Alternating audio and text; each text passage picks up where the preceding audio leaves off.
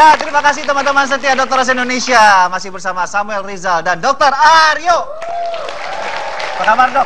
Alhamdulillah baik. Well, tadi kan saya sebelumnya kamu nanya pengeroposan tulang pengapuran sendi. Nah, ini kita ingin bahas mengenai tulang keropos. Oke. Kenapa? Curhat aja. Ada Dr. Aryo, udah keropos semua? Enggak, nanya doang. Nah, nanya, boleh. Nanya doang.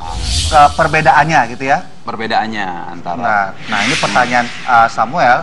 Mungkin saya ingin nanya dulu nih ke ibu-ibu. Karena pertanyaan yang saya untuk ibu-ibu ini atau adik-adik sebenarnya adalah pertanyaan Anda yang dari rumah. Saya mau nanya nih ibu-ibu. Ibu-ibu, paling banyak hamilnya berapa kali? 3. Ada 3, ada 7, ada 10.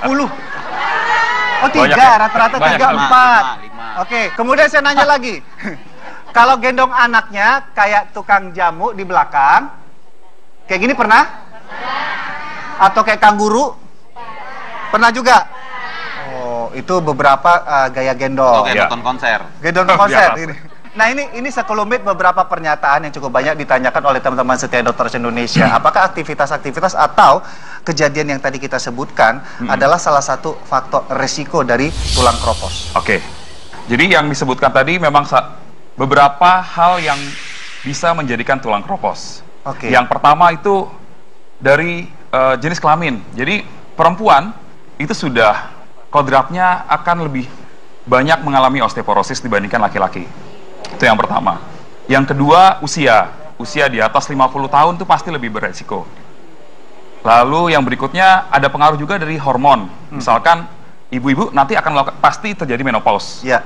Nah, menopause itu ada hormon estrogen yang berkurang, malah sampai tidak ada. Itu yang akan menyebabkan metabolisme kalsium menurun sehingga terjadi pengeroposan tulang yang kita kenal sebagai osteoporosis. Iya. Kalau yang disebutkan kayak gendong itu ya mungkin lebih ke arah posisi ya, sikap tubuh. Tapi dia tidak sebagai yang utama. Ada lagi disebutkan tadi yang hamil berapa kali. Semakin banyak hamil memang semakin tinggi resikonya. Karena pada saat hamil, kalsium itu diberikan kepada bayinya. Gitu. Sedangkan setelah melahirkan, ibu pasti menyusui kan?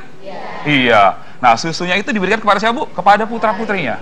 Jadi semakin menurun lagi kalsium. Nah, ini bicara masalah lokasi. Oh, lokasi ya.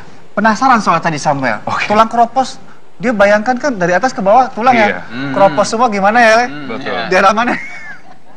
Jadi pertama-tama saya akan jelaskan dulu perbedaan dari pengapuran sendi sama tulang dan keropos. pengapuran, betul sekali. Tadi kan ada pertanyaan. Belajar ya. Tulang keropos, Kalau keropos itu pada bagian tulangnya. Tulangnya. Iya. Sedangkan kalau pengapuran itu lebih pada arah sendinya. Oke. Jadi pengapuran itu istilahnya aja ya. Gitu. Jadi sebetulnya yang terjadi adalah pengikisan daripada tulang rawannya di ujung sendi. Kalau kita lihat makan ayam paha itu ujungnya pasti ada yang putih kan? Ya. Nah, tulang rawannya itu yang terkikis. Nah, kalau yang pengeroposan itu lebih ke arah tulang kompaknya. Jadi isi si tulang itu mulai berkurang. Betul sekali. Kebayang nggak, Bu? Kebayang. Kita tunjukin dengan demo nih ya. Nah, di sini Samuel. Nah, ini kita kasih gambaran ya bahwa ini tulang. Ini tulang. Ada satu hal lagi pertanyaan nih, Dr. Aryo. Mengenai kebiasaan kopi dan minuman bersoda. Batasannya sejauh apa dan pengaruhnya terhadap tulang keropos? Oke, kopi itu rekomendasinya itu cuma 200 mg per hari. Kafeinnya ya. Jadi kalau boleh diandaikan sih setara dengan 2 cup kopi, itu 1 cup kopi kan biasanya kita cuma 1 atau 1,5 sendok teh ya. Sendok teh Bu ya. Jadi maksimal kalau 1 hari 2 sampai 3 sendok. 3 sendok teh. Itu yang batas masih bisa ditoleransi. Walaupun dibilang batas maksimum yang akan memberikan dampak itu pada 400 mg. Oke. Nah, kalau minuman bersoda? Kalau minuman bersoda itu dia mengandung ada asam fosfor. Jadi itu yang akan menarik kalsium. Bila diet kita, makanan kita kurang, jadi dia akan mengambil dari tulang yang sudah ada. Kita ingin demo ini, Samuel. Bagaimana sejauh apa kopi dan soda ini jika dikonsumsi berlebihan, apalagi setiap hari, apalagi menjadi gaya hidup, mempengaruhi kepadatan massa tulang. Nah, kita lihat di sini adalah struktur tulang ya, Dok ya. Betul. Nah, ini yang nutup ini apa ya, Dok? Ini bagian-bagian dari tulang yang dia saling menjembatani kan, gitu. Jadi saling menjembatani. Semakin banyak jembatannya, berarti semakin kuat lah, kasarnya bahasa awamnya seperti itu. Jadi dengan efek soda, nanti pada saat soda itu masuk ke dalam tubuh kita, dia akan menarik beberapa bagian kalsium dari tulang. Sehingga jadi kopong gini ya? Iya, jadi kopong begini jadinya. Jadi ini massa tulang yang sudah mulai berkurang. Ya, betul. Bahkan bisa berkurang secara over ya, atau berlebihan gitu. Jika konsumsi yang namanya soda ini berlebihan atau menjadi gaya hidup sehari-hari. Ya. Ditambah lagi tidak disertai dengan asupan kalsium yang cukup. Yang adekuat lah ya. Iya. Nah ini kita tambah kebiasaan ngopi nih, ya.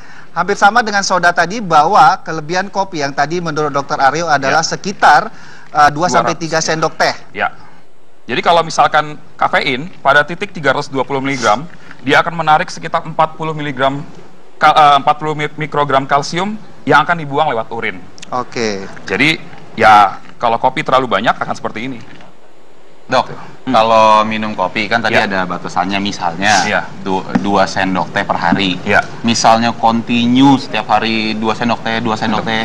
Ya pasti akan ada penurunan. Tetap ada penurunan, Cuman tapi juga dia lebih rendah. Yang penting sebetulnya dari awal itu adalah asupan kalsium kita juga harus baik.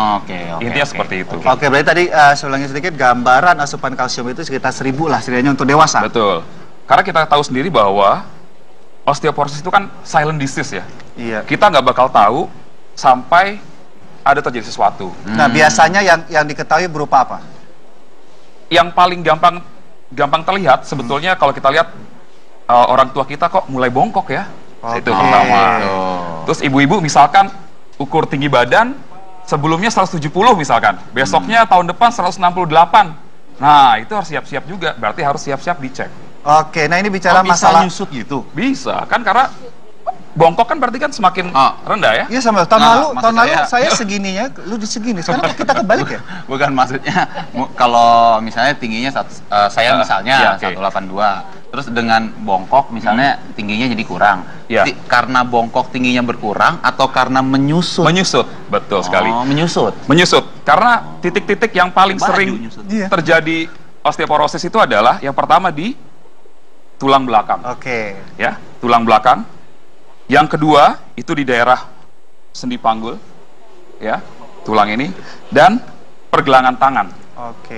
Gitu. Nah, ini bicara dari titik-titik tadi, tentunya ini ada gambaran pertanyaan penonton untuk pencegahan sama pengobatan sejauh mana prosesnya. Kalau yang masih muda, misalnya seperti Samuel, masih 23 katanya, tidak ingin terjadi tulang keropos, pencegahannya dengan asupan kalsium. Asupan kalsium, betul Kalau sekali. seperti saya sudah hampir 60-an. Kalau sudah agak bongkok atau beberapa hal, apakah asupan kalsium atau obat-obat tertentu masih bisa membantu mengisi kepadatan massa tulang? Jadi gini, kepadatan massa tulang, paling nggak kita pada usia-usia sebelum 30 itu kita akan menumpuk. Karena penelitian terbaru itu puncak kepadatan tulang itu di sekitar umur 30-an. Kalau dulu bilang 40-an kan, sekarang ternyata semakin maju. Karena kemajuan teknologi jadi makin maju ternyata. Itu.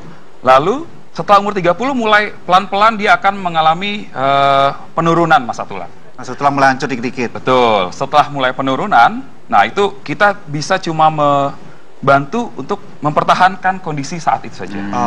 Biasanya dengan tetap asupan nutrisi. Kalau dibutuhkan suplemen sebaiknya berdasarkan rekomendasi dokter dan periksa massa tulang Anda ke dokter, apalagi kalau sudah usia 30-an ya. Kalau tadi kan kalau sendi kan kalau sudah terjadi mau pakai suplemen, mau pakai makanan yang bagus pun nggak bisa. Kalau tulang gimana? Sama, jadi sama misalnya udah kropos atau mau kropos gitu. Intinya tubuh kita itu punya kalau kita lihat mangkok itu kalau kita kasih 1000 ya pasti akan segitu, tapi kalau kita kasih 1500 pasti tumpah. Jadi suplemen kalau kebanyakan juga akan seperti itu jatuhnya.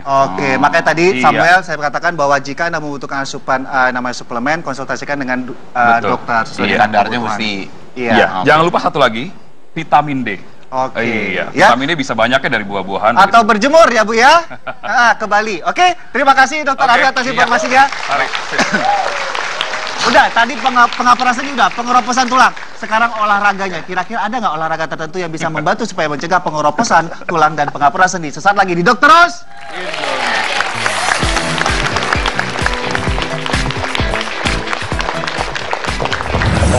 ini adalah gerakan untuk melakukan tarikan. Cegah pengeroposan tulang sejak dini dengan olahraga. Pada tulang. Oke. Nah, ini dihitung 1 sampai 10. Berarti tulang belakangnya harus tegak ya, Dok?